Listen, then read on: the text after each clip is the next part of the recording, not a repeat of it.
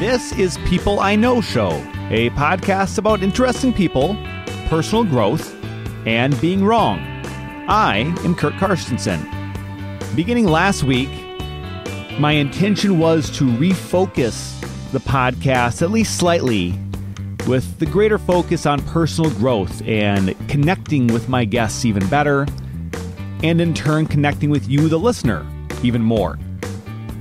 This podcast is about my guests, who are some of the interesting and influential people I've met in my journey, but I think the podcast is also about me and what I've learned and how I've changed.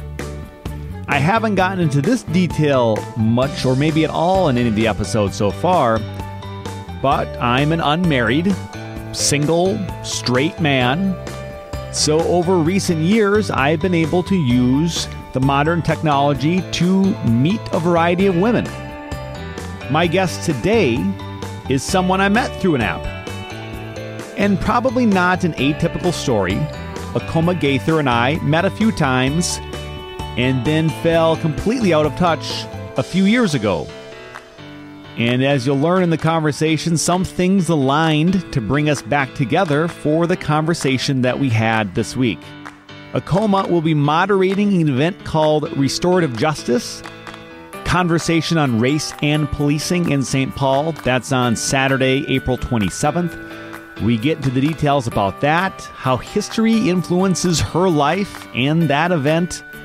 Plus, in the personal growth segment and also in the being wrong segment, Acoma opens up, perhaps even uncomfortably so, with some things she's been dealing with and has learned. And again, the video of the Being Wrong segment this week will be available on YouTube and through the People I Know Show Facebook page.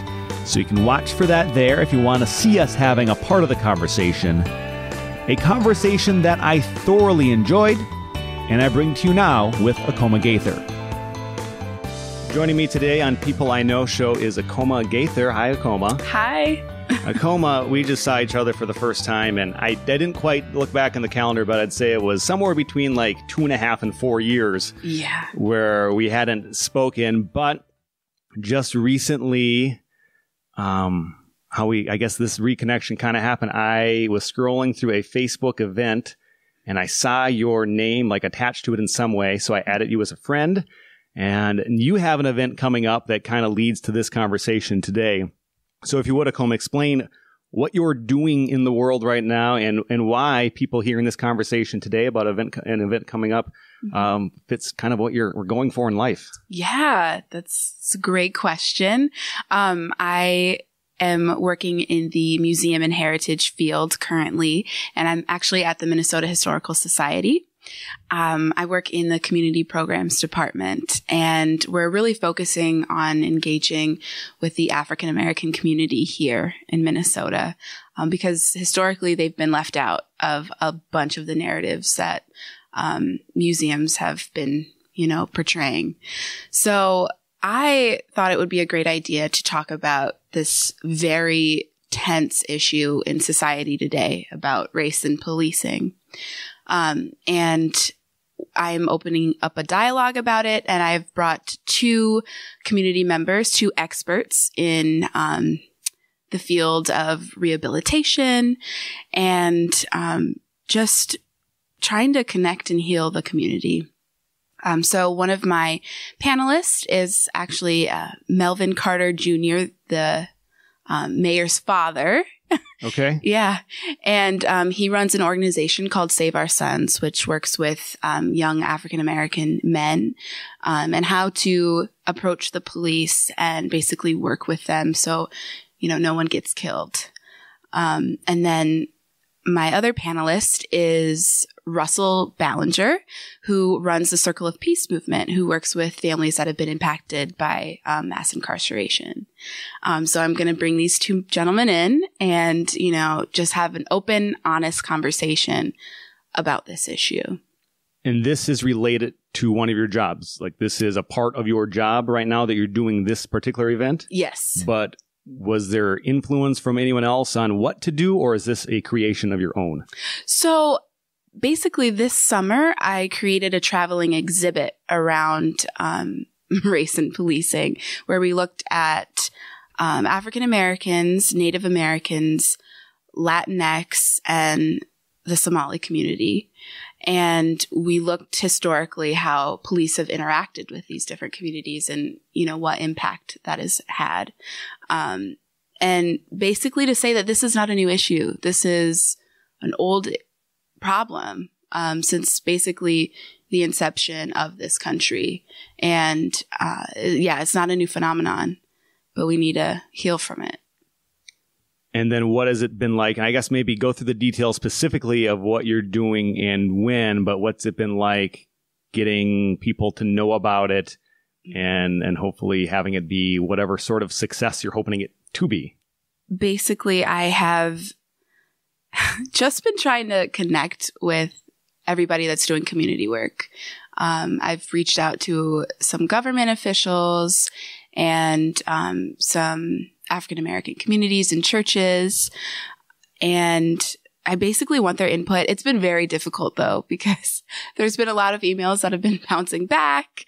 A lot of people that haven't been responding, but I just want this to just be a conversation. I think people are very afraid to talk about this, particularly police officers. I invited a bunch of St. Paul police to come in because initially I wanted the program to be a conversation with them.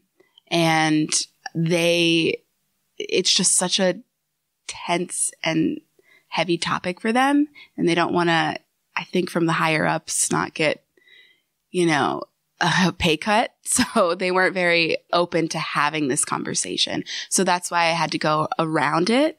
And I was like, okay, let me get a retired police officer and somebody who's doing community work. So that's how I got these two gentlemen. And I wanted to connect people, some people that, I don't really care what your political background is. If you're a Republican, a Democrat, if you're in the middle, moderate, I don't care. This is just a serious issue. People are losing their lives and it just needs to be an awareness and we can't have this anymore. So that's just my goal, to connect people. It's a conversation. And I think that's all what we need more of is conversations, especially with things that make us uncomfortable. The uncomfortable conversations I find in my life are the conversations that tend to allow for the most progress. Mm-hmm. And I'm happy that you are doing what you're desiring. And that's like me having this podcast, right, is me trying to find my voice to do some kind of good in the world and connect with people. So when I see someone else that I know that's doing something, pretty much no matter what it is, as long as it's coming from a positive place, I'm happy to share that with the world also, because I think we all have a chance to be activists in some way, in some capacity. And it's both having the ambition to do it and then also the willingness to listen to someone else that's active about whatever else, that we all can grow together, I think. So specifically, it's Saturday, April 27th? Yes, Saturday, April 27th at the History Center in downtown St. Paul, and it's from 3 to 5. So my audience, I think most of my audience is somewhere in Minnesota, so hopefully some people listening to this are able to put that on their calendar, and I will share that event within the at least the People I Know Show Facebook page so people can find it from there. You work for, the history, what is it? So the Minnesota Historical Society. Historical Society. Yes. They have 26 different sites, but my location is at the History Center. And you've been with that organization for how long? Since September of last year. And what I remember from our time, spending a little bit of time together a few years ago, I had a sense from you that historical things is just like, it's been something you're interested in or your passion. So it doesn't surprise me that you're working there and doing this type of work. You're nodding your head, agreeing with me that you like historical, like the history in general. Where does that come from for you? Yeah. So I grew up in an old Victorian home, and my family loves collecting antiques. We would always go to antique malls, vintage stores, and I just grew up around old things. Mm-hmm. And it just kind of reminds me about like home, you know, and I am African American, and my history, you know, kind of, I don't want to say it like stops at a point. It does not. It's just lost. Because I don't have, you know, documentation of who my ancestors were in the past, outside of this country. Mm-hmm. So, having that, that component of myself, not being there, it makes me more curious to learn about history, you know, and it doesn't just have to be my history, but, just learning about people's past. Does that then lead you to maybe not finding things from your history exactly, but finding things that other people in your situation, it might be their history that they might have thought was lost or it never existed? Right. Yeah, exactly. I just love that. I don't know. I love like connecting those dots. It's like a big puzzle piece to me. What are some historical pieces that you've come across that you find most fascinating that you've stumbled upon? Ooh, that's a great question. I didn't prepare you for that question. No, you didn't. But it came to me right now. If this is something that you really enjoy, there's probably a few things you've come across that have just really blown your mind. Yeah. I spent a lot of time at the Minnesota State Archives, and I just love looking through old photographs from the early 1900s. And I look at Black women. And one thing that really it saddens me is that a lot of these women are unidentified. They don't have names. They only have maybe, you know, a date when the photo was taken, and they're in beautiful, beautiful clothing. And these women had like beautiful, full lives, you know, and I just want to know more. I've spoken with a lot of curators that work there, and you know, they can't really give me that much information about them. It's just really sad, but I find them so fascinating. I want to, you know, try and do some crowdsourcing to find maybe some relatives. So, do you get a sense of why a particular photo was taken if it's not going to have any other information on it, maybe a date? Why does this photo exist? Why did these ladies pose for this photo that day? Any idea? Right. No, I think maybe just for their own families. Mm-hmm. Probably. Yeah. And you describe like what they're wearing. Mm-hmm. I think I also recall from you that you enjoy wearing clothing from an era gone by, or yes. I don't know if just wearing it or owning it. I'm not exactly sure. So if you can elaborate on that from my memory. Wearing and owning. I do a lot of thrifting. I love dresses too. Dresses are my favorite thing to wear. I love clothing from like the 50s because I don't know. It might just be me, but I think like fashion has gone down. And I don't know. Do you feel the same way? I don't think I have a great fashion sense, so I'm not one to judge whether or not someone else's previous fashion is better or worse. But it just does come to mind. It was National Sibling Day a couple weeks ago, and my sister posted a photo which would have been taken in the 80s with my siblings and I, and just seeing what we were wearing then as kids in the 80s. I'm like, could we wear that today? Would it be fun to wear that today? Why do we not wear that today? Why do we wear what we do today? I don't really have a good grasp of it, but I'd imagine you have a really good sense of why you think particular fashion eras were better than others. Yeah, I don't know. It seems like people took a lot longer to get dressed in the morning. They were more particular about how they looked before they left their home? Yeah. Huh. Yeah, perhaps. And, you know, I think it didn't even matter what class you were in.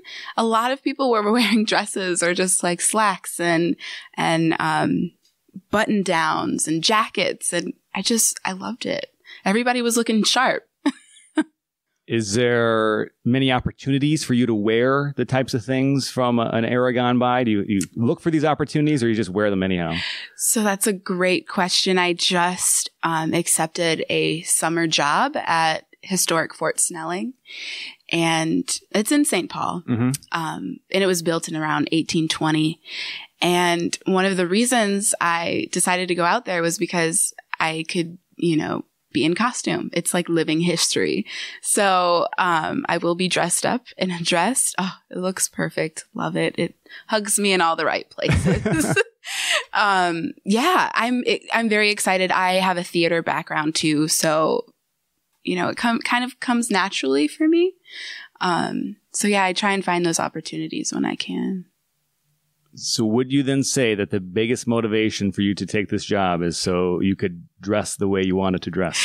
No. Okay. No, definitely not. That's just an added bonus. Okay, good. Yeah. Well, maybe not good or not. It's just, it's interesting because you really seem excited about that. Yeah, I'm very excited because, if I wasn't wearing the clothes, I would be in khakis and a polo, and I don't want to do that. But it gives another element to that era. The main reason I decided to do that job was to build empathy, actually, because there are a lot of stories out there at that fort that haven't been told. There's been a genocide with Native Americans, and a lot of people don't think slavery happened in the North, and it did on that fort. And I think we need to start talking about that and maybe not just glorifying the military days, because there's many stories out there, that can connect us to what's happening today. So that's a big reason why I decided to do that and to be an interpreter.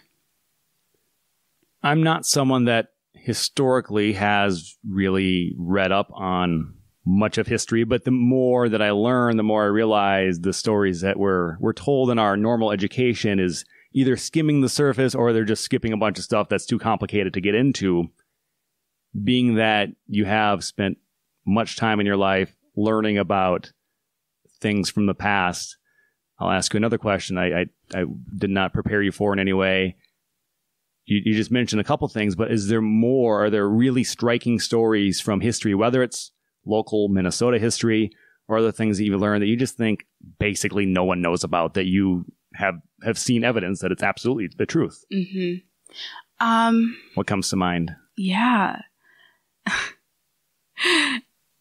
I think a lot of stories of resistance from underrepresented communities it's just not out there. When I took U.S. history in high school, we learned a bunch about like the presidents and different policies, and like the revolution. But like, what about those people that actually built this country with their bare hands, like with labor, building the railroads, building these different buildings? Like, I want to know those stories rather than, the man at the top, like paying for the building to be constructed, right? I want to know who essentially built it. Does that make sense? Yeah, because I think in most cases, we're all, us included, it's hard when you're living your own life. I think we don't really think about this, but in 2-3 generations for sure, we're going to be totally forgotten. At least that's the way history has been, except for a few individuals, like in this country, like the presidents. Like, we all have to learn the 7th and 12th president. For what reason? I don't know what it really does for us.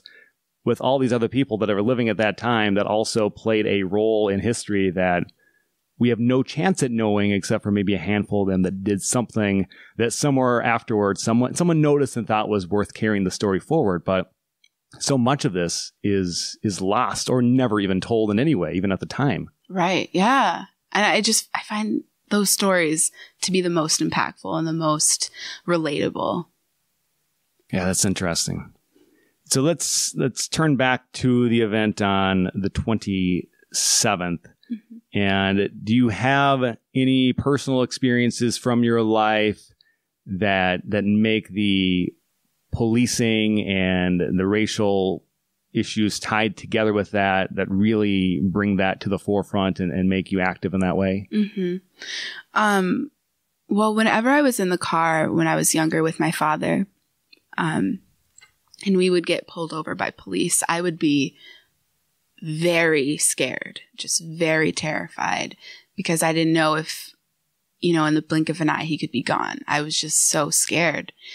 And I shouldn't have been. I feel like just connecting and really talking to police could change that. But I was just, I don't know. I'm very close with my father, and I thought if he was to be gone one day, it would, completely change my life. He's a Black man in America. He's African American. And, when slaves were trying to run away, police, this was how policing started. They would get men to go and find them and bring them back to plantations. That's when we have this beginning of the institution of police in our country. And that just really struck a chord with me. And no one in my immediate family has ever gone to prison. And I'm very blessed to not have to go through that. But so much talent is wasted because there are so many men behind bars, and it's so sad because our world needs that today. But it's for petty crimes, So, that a bunch of that combined has made me really want to do this work and open up that dialogue. With the fear you had as a child in that situation, do you recall where that stems from? And I'm not suggesting that you should have or shouldn't have felt that, but at some point in your upbringing, whether it was your parents telling you this or you observing things on the news that make you think that way, where did you initially gain this fear that you thought it was a real possibility that at some point something could happen to your dad in that way that you were fearing? Mm-hmm. I would just hear stories from my family. Just watch out whenever you're around a police officer. These are some stories in the past where we've had instances where they've kind of harassed us. And, I just learned about the beginning of police in this country, and that's from my family. And then I watched on the news, like basically these executions happening of men in the streets. And it's just all of that combined. It's very traumatic. And I think we all have a different perspective and a different upbringing. So if I can share where I come from, I'm a small town Minnesota guy, white, Caucasian, however you want to describe it. Pretty much everyone around me for my entire upbringing, the same thing. And now I live in the Twin Cities area. And one of my gigs, as I've expressed before on the podcast, is as an Uber and a Lyft driver. And I know I've come so far because at a certain point in my life, the thought of Black man that was a stranger was associated with potential danger. Mm-hmm. Where did that come from? It's probably news and just culturally, if you're not exposed to anyone different, mm-hmm. I think it's a very human thing. People that are unlike you, first, potentially dangerous. I think that's a very common thing, all cultures around the world, until you get to the point of realizing, okay, not dangerous. So like when I drive around and pick people up, no matter who's getting in my vehicle at this point, there's the sense of danger is either at zero or as minimal as it'll ever be for me, no matter who the random person is getting in my car. Mm-hmm. And that's not the same as policing, I'm sure, because I've never been a police officer, but there's always a risk of danger no matter who you are interacting with, because you don't know what they think about police and what they're possibly trying to hide from.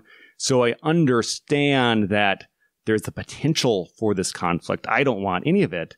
In my situation, picking up people that want to get in my car to go somewhere, much less likely chance of danger than someone who sees a police officer coming.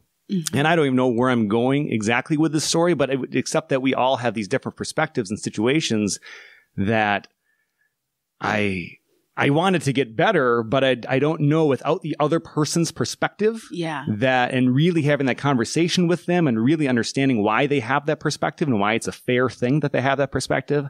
I don't know how any of us can possibly change from where we're at to some place that gets us all closer together and keeps the potential risk of damage to anyone's life at a minimum. Mm-hmm. Yeah, I completely agree. I also think that mental health is just not widely talked about within police. And I feel like a lot of their calls that they get, I've actually spoken with one of the sergeants at the St. Paul Police Department, and he was saying that we just need more training in mental health because that's majority of all our calls. And if you don't know how to, work with somebody that might be going through something, I think an immediate reaction is fear-based, and it can go down a pretty bad path. So like you said, there needs to be more conversation. And you say in the police saying there needs to be more training and understanding with mental health. Yeah. And I certainly agree with that. I also think just all walks of life. I don't know things that I think maybe used to look at as just, so whatever's going on with that person, and we just kind of assume that's who they are, whatever, let them be. If you're working in some other industry, there's not going to be the potential for the conflict that might leave someone injured or dead. So we don't look at it as important. But obviously, as we've seen in policing, if a police officer is trained to protect themselves when they see something, and this person that's not really a threat comes across as someone that's a threat, and you don't know how to handle that, that's obviously why in some cases people end up dead, and they wouldn't need to. And I'm learning more and more about the mental health issues. And I think we all have our own levels of mental health struggles, things that, but some of us can hide it better, deal with it better. And some people can't. And it puts that allows them to be in situations where they're going to be at risk. And I think we all just need to learn more about it. Yeah, exactly. I agree.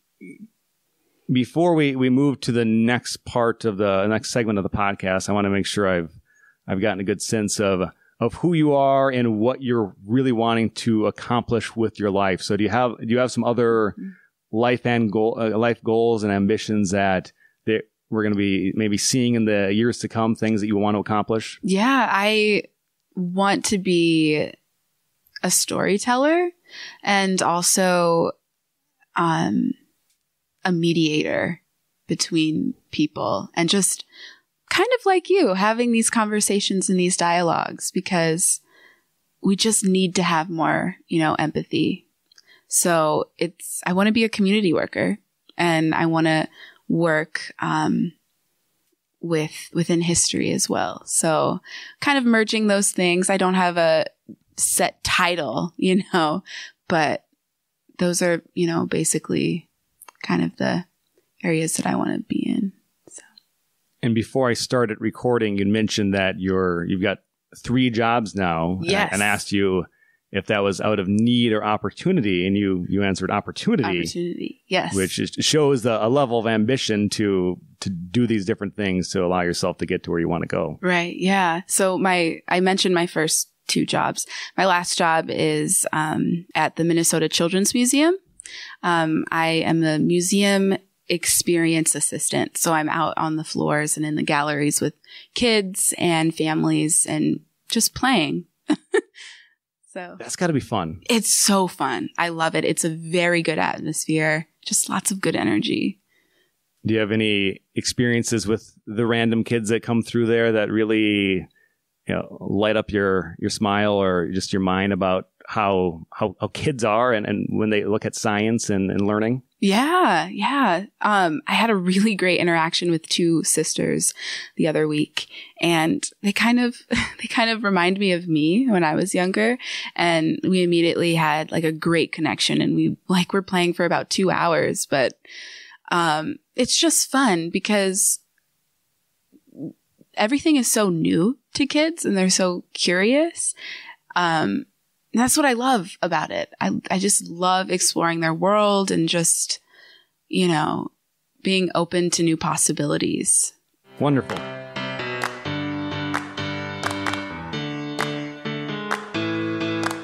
Now we'll switch over to the personal growth segment of the People I Know Show podcast. And this all came together. Us talking here now came together within the last probably 16 hours.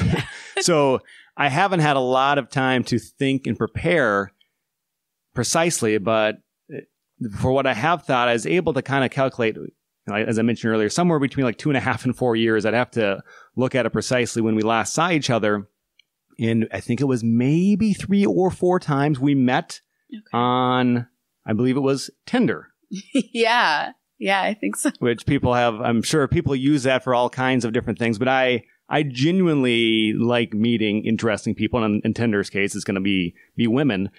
And we met and got together a few different times, had some conversations. And, after the 3rd or 4th time seeing each other, it wasn't going anywhere. And I think at that point, I got the sense that I'm probably not going to see this person ever again. Mm-hmm. And that very likely could have been the scenario if not for this podcast or the fact that an event that I was curious about you were going to or said maybe to on Facebook that allowed for the reconnection. But I guess that's an area of growth in my life where maybe it's not as recent, but just because at one point in history, me and another person maybe weren't needing to spend any more time together in whatever capacity, to me, that doesn't need to be that I never see this person again. They have no potential value in my life or have no value in their life.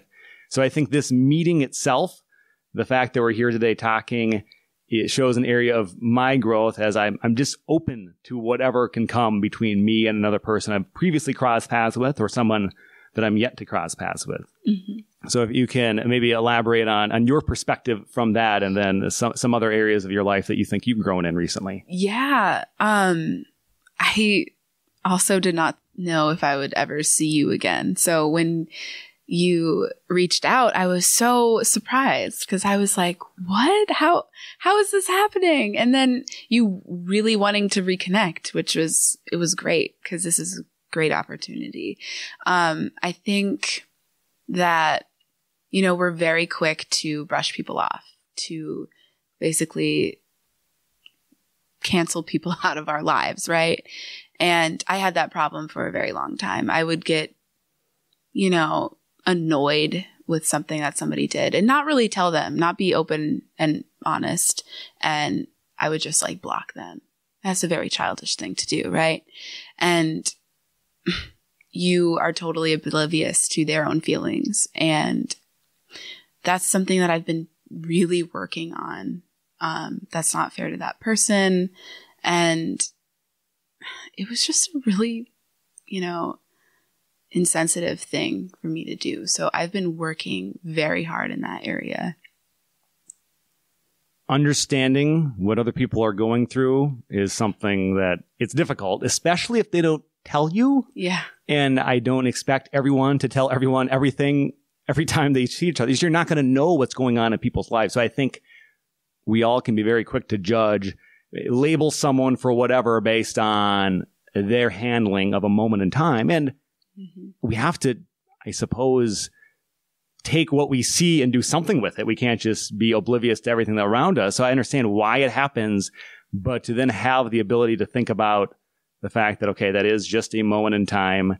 We don't necessarily need to make a final judgment on this person or this thing just because of this moment in time. And that's something I'm working towards getting better and better at, because if I'm to live in a world where people get better at loving other people just for being who they are, then I need to be someone that gets better at it for myself and then can demonstrate to others, perhaps through a conversation like this, how there is something to value in everybody. And they maybe don't even know it themselves. And maybe it's hard to find, but people have value. And we just, I think we can try a little bit harder to look for it sometime or be open to finding it. Mm-hmm. Yeah. So one of the questions I can ask in this part of the podcast is, and again, take as much time to answer this as you think you need. But Acoma, what is your biggest challenge right now in life? What is something that kicks back in your mind, the thoughts and maybe the stress or whatever, something as personal as you would be willing or wanting to get? What what are you dealing with that you hope to one day soon overcome? Yeah. Wow. It's a great question. Very great question. I can be very, very mean to myself. I call myself stupid if I do like something like an accident or a mistake, and I just really get down on myself and I start like really like hating myself. And the one thing that you need to learn in this life is to be kind to yourself, because at the end of the day, you're with yourself, you know? A lot. Exactly. We're with ourselves a lot. Exactly. And I've been very horrible, and it's a big challenge not knowing where you're going, being in the unknown. And I was like, okay, I can't wait to get this age, or I can't wait to get this age because I'm going to have my life together. And then I'm just understanding that no one really knows what they're doing. No. Yeah, they don't have their life together at all. It's just, you just keep on like rolling, right? I think that's everybody. Some people are tremendous actors to the world around them that give off this impression that they have it all figured out. Some people are even better actors to themselves to think that they have it all figured out. But I don't think anyone has anything figured out, really. Like some, a little more than some areas and others. And we're all just doing the best we can. And then we've learned to present ourselves in a way to the world. But then, like you said, you're in these moments with yourself where you think you could have done something different. And then you're upset at yourself. I do that too. I don't know who doesn't do that. It's just being aware that that's probably no good. Right. No good to have that practice and that pattern. Yeah. 'Cause we live in a world right now that like profits off of self-doubt, right? Yes. So I just need to, really have confidence in myself. I've struggled with that throughout my whole life. Like, oh, this person's better. This person's better. They're doing something that I wish I could do, And it's not worth it, because you spend so much time worrying about it that you don't actually live your life. So yeah, I just need to be kind to myself. I've had lots of time spent and wasted because of that. Yeah. But you're focused on improving that. Oh, yeah. And have you seen improvement in that area? Yes, I have. It's like a little plant, I keep watering myself and getting better every day. If I say something horrible about myself, I usually, I have to step back and be like, okay, that's not fair. That's not fair for you to say that about you. Reassess. You got this. Keep doing that. And I think it's improving. I'm being less harsh, but it's still there. I'm not going to deny that.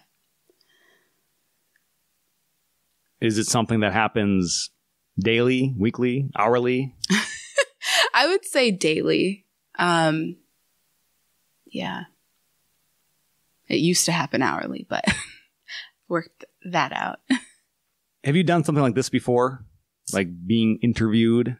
I have been interviewed, but I have never talked about myself personally during an interview. I've talked about like the arts or museums and history, but never like deep self-work. No. Yeah, I don't think many people have. And through this is going to be episode 27. I've expressed some things about myself that, people are hearing it, how, they're listening, how much thought they give whatever I say about myself. I really don't know. But there certainly was a time where that frightened me. Like, I don't want to talk about myself to other people. Yeah. But then if we all do that, if we all hide the things that maybe weigh on us the heaviest, how are we going to grow? How are we going to learn from whatever else that other people have learned from, or learn that, okay, I'm pretty normal. The fact that I call myself names occasionally and then realize, oh, I shouldn't do that. That's pretty standard. So I think it's so important to have conversations, as we've already established. Right. Yeah. What do you find challenging about having these conversations with people? I think, what I'm not finding challenging right now is I warned you that a purpose, like beginning with my previous episode, like I'm refocusing to try to have this type of conversation more because I think it's more valuable to a random person listening that they get a chance to know who you are, who I am. And B, if I'm to truly have an impact through this operation of meeting with people on average of once a week and then putting it out to the world, I need to talk about things that can be impactful. Mm-hmm. Like what you're doing on Saturday the 27th is and can be impactful, but I think it's more relatable for someone to hear things that you're struggling with as an individual so they can connect and understand you. And then the other things you're doing become more understandable in that way. But if we don't really know you and whoever I have on next week, we don't get a chance to know that person, I just don't think it carries nearly as much meaning or value as if we can connect. So me connecting with you specifically, I don't think I'll struggle with it anymore. Like there's been a few previous guests where I've thought, oh, maybe I should get a little deeper on this, but I don't know if they're comfortable with it, and I'm hesitant to, and then I don't. And I think it's an opportunity miss both for me and that person to have a stronger conversation, but also someone's devoting the time to listen to this. It's an opportunity missed to maybe have a slightly bigger impact on what they're hearing. Mm-hmm. So I vow to not let that happen anymore, to really connect and get on a slightly or greatly deeper level with anyone that is willing to have a conversation with me. Mm-hmm. Yeah, I respect that a lot. Is there something else from your life that you are working on, have put greater emphasis on lately as a way that you believe it'll improve yourself? And there's something you can share about that? Mm-hmm. I'm focusing a lot on just health in general. My body is changing. Mine is too. Yeah. You notice, huh? Yeah. And I've struggled my whole life with body image. Mm-hmm. And I had an eating disorder when I was in high school. And I got over that when I started college. And, my whole body's changing. And I'm at this point in my life where I'm like, okay, girl, you got to get it together. Like, you're you, and, people are going to like you or not like you. And you can't change that, but you need to start loving yourself and loving your body. And it's been a challenge. It's been up and down. But that's something that I'm working on now. Because if I'm not, healthy, mind, body, and soul, I'm not going to be able to, give that energy, that love to other people the way that they deserve, So that's my biggest challenge right now. It's something that I'm working on very hard. And is it difficult for you to talk about that? Yeah. Yeah, it is. Well, thank you. Because you're not the only one. I think we all deal with that in some level. Some people, I'm curious, and I hope to have someone like this on someday, the people that spend a ton of time exercising in the gym, and they do have a body that seems to be what we all should strive for in some way, or at least what's presented to us. And I wonder, that must be then an obsession to look a certain way also. They look great, perhaps, and the average normal person's eyes, but it still must, inside of them, drive them kind of mad in some way that they have to spend so much time doing it. And some people haven't learned the habits of exercising and certain health habits, and maybe it doesn't matter to them, and maybe they haven't learned yet. Total opposite end of the spectrum, but we're still focusing on your body. Some people are doing a lot to maybe change what they like or what they don't like. Mm-hmm. Some people aren't doing much, but I think no matter what it is, it's still something all of us think about. Yeah. Yeah. That's been the biggest challenge that I have gone through, this trial throughout my life. So, yeah. Wow. I'm finding, and I am running a Spartan race for the first time. It's like a 5K / obstacle course. And I think it's fairly intense My brother ran one for the first time last year, and he invited me to do this. It's like in the middle of June this year. And it's not really me, but I know I've learned from my past. If I say, yes, I'm going to do this, then I realize I don't want to embarrass myself, and I start training. So I started training last week, and I think I'll get stronger again and a little healthier again from it. I guess the reason I bring that up is if you or anyone is like me, unless we really have something on the calendar that forces us to try to adjust our ways in whatever possible way we need to, it doesn't tend to happen. Mm-hmm. And I'm okay with my body the way it is, the way it has been. But the thought of being a little bit stronger, a little bit healthier also seems okay. So I guess I'll try that for a few months and see how that goes. And it's just that's my current body image and what I should look like, what I should feel like thing that's kind of hitting me. That, yeah, hearing your story, doesn't surprise me because I think we all go through it. And you're probably harder on yourself than you need to be by just a ton. Yeah. Yeah. I need to hear that.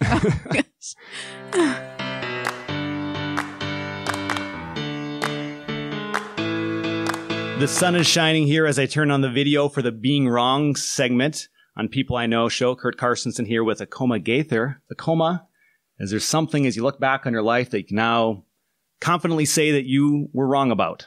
Yes. So this happened about 2-3 years ago. I fell in love with a man, and it was a very, very toxic relationship. And, I should have seen the red flags before or paid attention to them. I did see them, but I didn't take them seriously, right?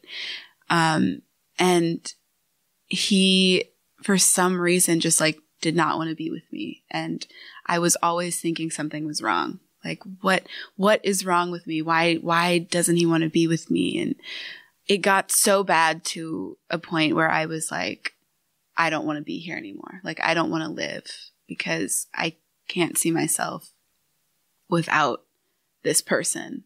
And that's just, it's just a really sad state to be in. I realize that now because I have a wonderful family. I have parents that really care about me. And if I wasn't here anymore, I would impact so many people. And I gave this person so much of myself, and I wasn't really taking care of myself. And I really regret doing that because I took so much time thinking, dwelling, being depressed about this person when I should have been, enjoying my life. And I can proudly say, now I've gotten over that, and I have a lot more confidence in myself and know when something isn't for me, and I've learned when to say no and basically when to walk away from a situation. So I am grateful for that because I learned a very valuable lesson about myself and my worth. Yeah. As with most things in life, we can't really know how to do something until we're faced with it, handle it, or mishandle it, and then can figure out, there's going to be a better way moving forward because this didn't work. Right. Yeah. And it seems to be that you've realized that, at least when it comes to relationships and perhaps the ending of a relationship. A quick recap here of what we talked about earlier in the episode. Acoma, you have an event on April 27th that you're moderating. Can you briefly go through that once again for the viewing audience? Yes. So I have an event at the Minnesota History Center in downtown St. Paul, and it is called Restorative Justice, a conversation on race and policing in St. Paul. I have brought in 2 community members, Melvin Carter Jr., and Dr. Russell Ballinger, to come and talk about their work with families that have been impacted by mass incarceration, and just police in general. And we're going to have a really in-depth conversation about this issue in society.